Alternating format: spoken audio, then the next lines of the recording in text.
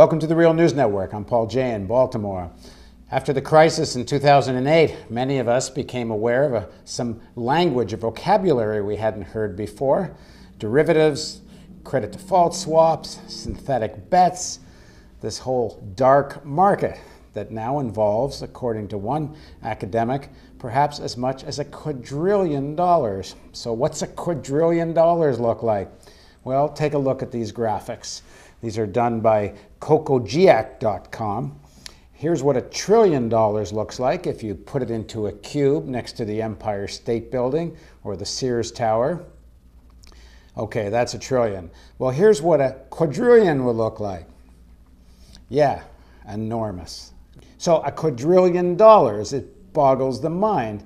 It means that it's the size of the derivatives market is something like 20 times the value of all products produced on the planet.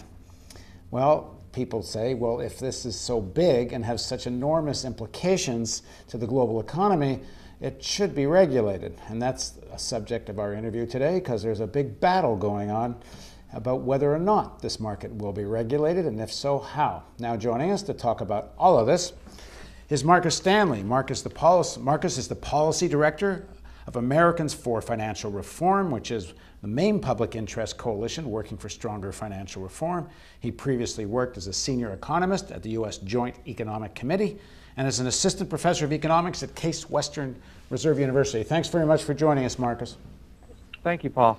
All right, so these numbers are like crazy. I mean, just to be clear, when we're talking about quadrillion, we're talking about what people call the notional value, not the actual cash involved in these bets. So maybe you could just quickly explain that and then get into just how big this is, and then we'll get into the regulation issue. Yeah, well, essentially derivatives are bets on the value of something else. And usually it's a stock or a bond, a security, an interest rate. And essentially what notional value is the size of the thing that you're betting on. So the actual amount you have to pay might be only a fraction of that size. But as you said, this market is so enormous compared to the global economy that the amounts of money that are at stake to be paid are very, very large and have extraordinary implications for the financial system. Yeah, and while these bets are, some pool of money bets against someone else who controls another pool of money, and one wins and one loses, it's not really a zero-sum game, is it? Because they're betting on real things, even if they don't own those things. So they could well be betting on the price of rice or corn or fuel or oil, or even as ridiculous as one of the derivatives plays is now, they can bet on whether a movie's going to make money or not. But the thing is, if you're betting, for example, the movie won't make money, and you happen to own a media company, it's certainly in your interest to to see if that movie gets bad reviews. But and even more importantly, if you're betting on the default of a bank, and you're another bank, then if you can do something to push that other bank into default, you make money. And that's actually happened, hasn't it? Well, there were a lot of accusations in 2008 that exactly that happened, that did happen when institutions were teetering at the brink, and some traders had credit default swaps. Then they would have an incentive to sort of push them over the edge. And I think there are two things people say as though they're equivalent, but they're actually not the same at all.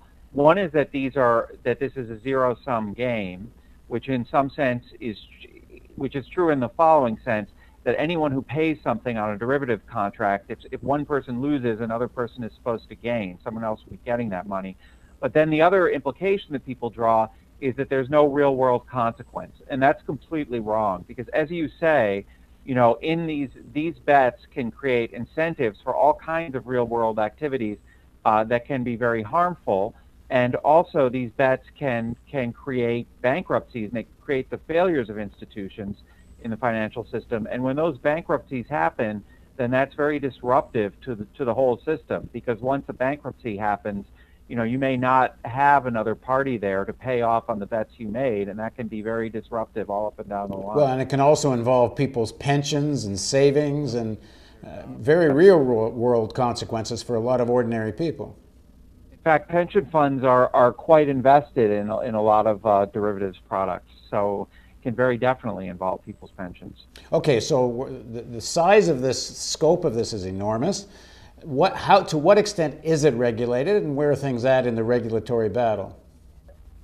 Well, before 2008, this market was almost completely unregulated, or it was self-regulated by the banks, which, as we've seen, is not really a good model, and that was a very dangerous situation, as we saw. And in the Dodd-Frank Act, which was passed in 2010 as a response to the crisis, for the first time, Congress mandated that this market be regulated, and that was a mandate for the United States derivatives markets, and the other major countries around the world agreed in principle that they also would regulate their markets. And the regulation was very basic. It revolved around three things. First of all, that people had to reserve some money to make sure that they could pay off their derivatives bets in case anything happened. So that's a very straightforward, common sense kind of thing to do. Also, that this market had to be transparent, that these trades had to be reported to regulators so that people understood the risks that were going on, and also that they be traded in open competitive exchanges where it was possible. So those are, like the stock market, so that this market wouldn't be in the shadows in the way it was before. So these are really very basic reforms, but the problem is that since it's one thing to pass a law, but it's another thing to implement it. Since this law has been passed, it's come under ferocious attack by industry, by the financial industry, by the financial industry's friends in Congress. We've seen a lot of success in delaying and attempting to derail the actual implementation of these laws. And that's involved everything from lawsuits to proposed new laws that would put loopholes in this, to big money lobbying, to attacks on the funding of the regulators who would have to enforce this. One of the main regulators that's going to be enforcing these rules for this $700 trillion global market, or even larger, as you pointed out, is the Commodity Futures Trading Commission, which is funded at $200 million. $200 million, and that is, tiny compared to they really only have a couple of hundred staff to regulate this enormous global market, and there's been a lot of pressure to keep their budget down in order to prevent effective regulation. Now, one of the other things that's happening, there's a battle over as weak and as many loopholes as might end up being in this legislation. There's a way around all of it, which is simply American banks through subsidiaries can conduct these derivative plays offshore. And Americans for Financial Reform, you've been pushing that there has to be some form of regulating that. So where is that at?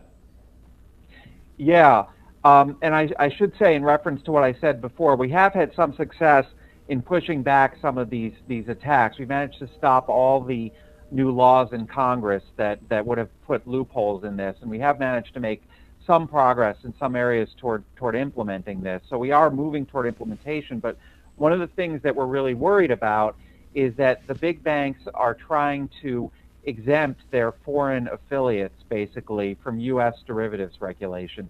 And this is very dangerous because derivatives are, the modern financial world works on computer, and it's very, very easy to transfer the liabilities for these bets all over the world at the touch of a computer keyboard.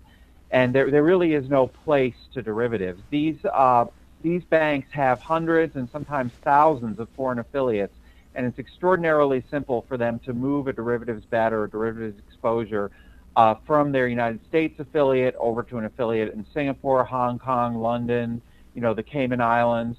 And we've seen this happen over and over again. AIG, which people probably recognize, that we had to do a giant taxpayer bailout of AIG's derivatives. Those derivatives were run out of London. If anyone remembers long-term capital management, which back in the 90s almost brought down the world financial system through overloading on derivatives, those derivatives were run out of the Cayman Islands.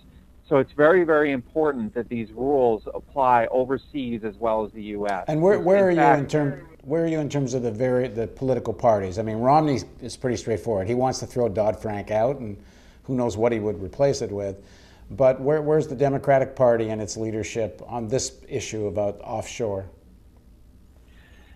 Well, you know, when you get down into the technicalities of these issues, there are the partisan lines can blur. There's a lot of money at stake here, and we've definitely seen some Democrats supporting the creation of these loopholes, and we also see, we see a fight on the regulatory bodies as to how exactly this is going to be done, and it's unclear exactly how that's going to work out. As you said, some people have come out for completely repealing Dodd-Frank, which would repeal these derivatives regulations, and you have to wonder and ask, well, what would happen if that was done? Would we have any regulation of this market whatsoever? But the backroom fight over whether we can force regulation of these foreign subsidiaries is something that you can't take party lines completely for granted. You really have to fight this out in the regulatory agencies and by bringing the details here to people's attentions and the implications of what some of these exemptions. And what about the leadership of the Commodity Future Trading Commission? Are they in favor of regulating these offshore subsidiaries or no? Well, they've come out with a complex guidance. Basically, they've come out with a rule that goes some distance. Gary Gensler, who's the chairman of the CFTC, has actually been pretty good on this issue. But there are 5 commissioners, and you've got to get 3 out of 5 votes. And they've come out with a guidance that takes some steps toward regulating these foreign affiliates, but has some significant loopholes. And 2 of the loopholes are, first of all, that they would permit what's called substituted compliance, so that you wouldn't have to comply with U.S. rules. You could comply with the rules of the jurisdiction that you were in. And there would be some attempt that the jurisdiction you were in would have to have some rules, but they might not be as good as the United States. It could be Cayman Islands, which would mean not many rules at all. Yeah, the historical record of the CFTC on this kind of substituted compliance has not been great, and they're giving some lip service. We'll make sure that these rules are just as good.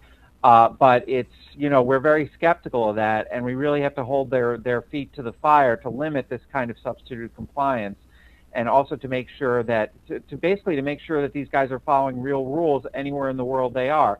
And the second loophole, which could be just as big, is they've said that, well, if you have an affiliate and you haven't guaranteed the transactions of that affiliate, in other words, the U.S. parent is supposedly not going to be responsible for the derivatives transactions of that foreign affiliate, then in that case, it's okay. We can treat that foreign affiliate as though it's not part of you and it won't be regulated.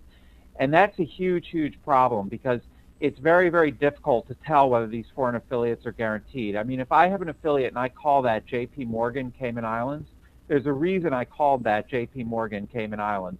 The people I'm dealing with are expecting that I'm going to pay off the liabilities of that affiliate, and we saw that in 2008. Bear Stearns went bankrupt because, hedge funds that it had not technically guaranteed, it had to pay off their debts because the market demanded it. Basically, people in the market said, if you can't pay off these debts, I'm going to stop lending to the parent company. So this issue of whether a foreign affiliate is guaranteed is really not. I mean, any major foreign affiliate of a U.S. bank that's dealing in derivatives almost certainly has at least an implicit guarantee. I mean, that's how banking works. It's all about trust and implicit guarantees. So that could be a huge loophole as well. So these 2 issues, whether whether you could take the foreign rules and have that apply to you, in which case we could see these regulatory havens starting to emerge, and whether you can tell the regulators that, oh, this foreign affiliate is unguaranteed, don't worry, I won't have to pay any of its debts, and whether you can so you don't have to regulate me, you can ignore what I'm doing. Those are very important issues that could be really central to whether derivatives rules work. All right, thanks very much for joining us, Marcus. Okay, thank you, Paul. And thank you for joining us on the Real News Network.